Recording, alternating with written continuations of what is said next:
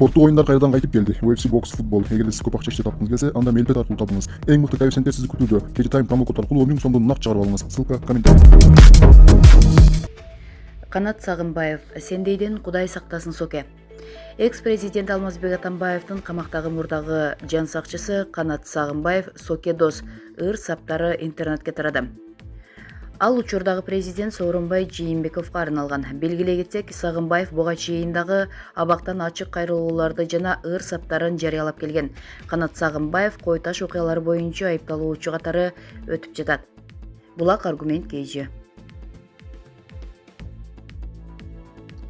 Самара Каримованы ким сатып кетти? Парламенттик шайлоонун жаңы эле жүрүшү башталганда ырчы Самара Каримова башкы каармандын бири болду эле.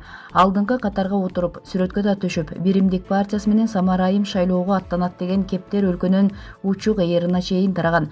Бирок эмнегедир партиялар БШКга талапкерлердин тизмелерин өткөрүп жатканда Каримова айымдын карааныда көрүнбөй калды. Социалдык тармактарда анда-санда Самара Каримова эмнеге партиянын тизмесине кирбей калды деген суроолор азыр деле чыга калат. Чын эле эмне болду? Ички интрига болуп кеттиби же Самара айым партиянын төбөлдөрүнө жакпай калдыбы? Бул суроолорго азырынча жооп жок. Булак аргумент KG.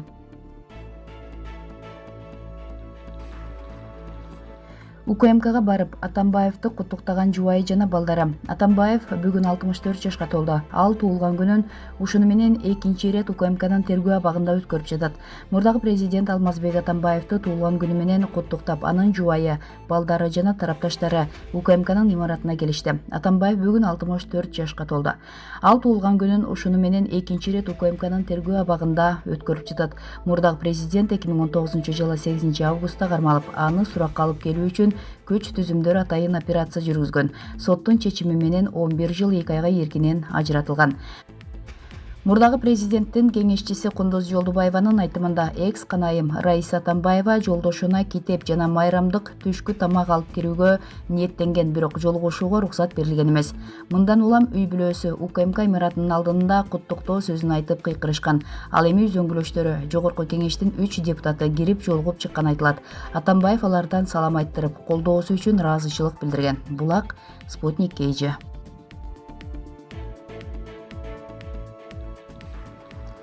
Канат Хасанов. Абылгазиев 15 жылга кесилет. 4 октябрга белгиленген парламенттик шайлоого карата партиялардын жүргүзгөн үгүт иштери болуп көрбөгөндөй мыйзам бузуулар менен коштолуп жатат.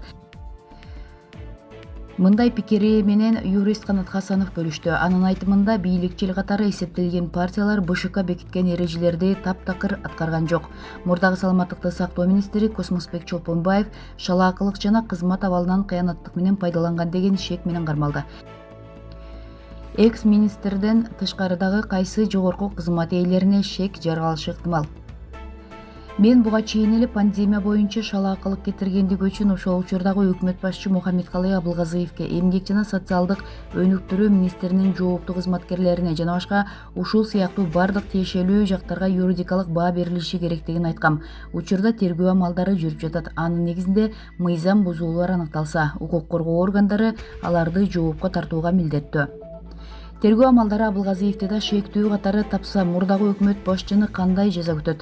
Каржы полициясы тергөө амалдарын жүргүзүүдө. Буга ылайык юридикалык бааны ошол иликтөөчү топ берет. Эгер Мухаммедкалый Абылгазиевдин иш-аракеттеринде кылмыштын белгилери аныкталса, мыйзамдын чегинде чара көрүлөт.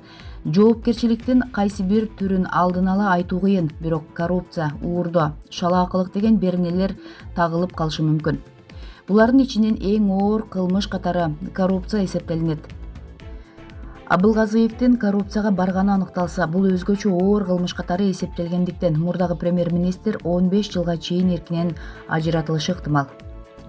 Сиздин байкооңузда партиялар же талапкерлер тарабынан мыйзам бузуулар буга чейинки шайлоолордо көп катталганбы же азырбы?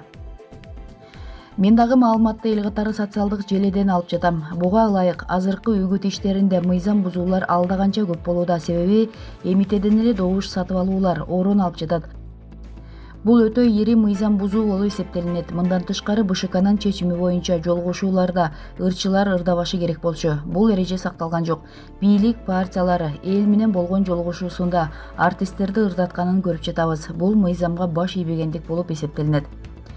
Жогорку кеңештин төрагасынын жаңы төрөлгөн балага көрүндүк бергенин көпчүлүк добуш сатып алуу катары баалап жатышат. Бирок БШК муну караган жок.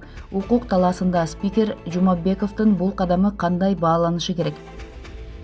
Муну массалык маалымат каражаттарынан окудум. Анда каражат спикердин фондунан берилгени айтылып жатат. Бүгүнкү күнү Дастан Жумабеков парламенттин төрагасы, анын ыйгарым укугу бүт элек. Иштеп жаткан депутат спикер катары кадам жасагандыктан бул жерде мыйзам бузуу деген жок. Жумабековдун төрага фондунан каражат берүүгө укугу бар. Акчаны өзүнүн атынан берсе, добуш сатып алуу болуп эсептелмек. Ошондой эле ыйгарым укуктары бүт элек. Депутаттардын айлык алуусуна да мыйзам толук жол берет. Бирок моралдык гана жагын жана талапкерлердин бирдей мүмкүнчүлүккө, укукка ээ болушу керек экенин эске алсак, бул туура эмес, болуп калбайбы?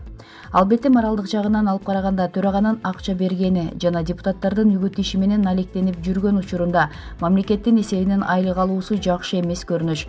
Чынында мындай болбошу керек. Бул адамгерчилик сапатына жатпайт. Бирок мыйзамдын негизинде бул туура. Мында мыйзам менен адамгерчилик сапаты бири-бирине карама-каршы келип жатат.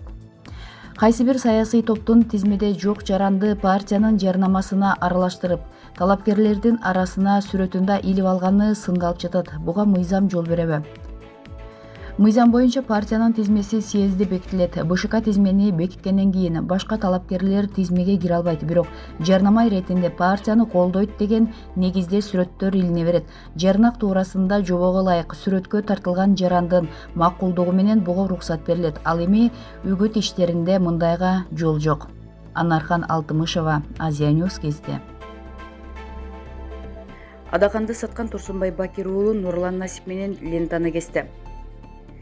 Бул тууралуу саясатчы соц тармактагы баракчасынан билдирди. Оптомпро соода борбор ачылышында ЭРК партиясынын жаштар канатынын активдүү мүчөсү Бакытбек Мойдуновду куттуктап, Нурлан Насип иним менен экөөбүз, деди Турсунбай Бакир уулу. Булак аргумент KG.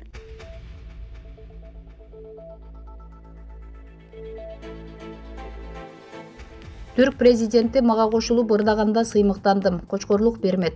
Кочкор районуна караштуу Чолпон айылынын тургуну Бермет Жумабекованын талантына Туркиянын президенти Режеп Тайип Эрдоганда баа берип, аны менен чогуу ырдаган. Таланттуу кыз менен Турмуш басылмасынын аймактык кабарчысы таанышты.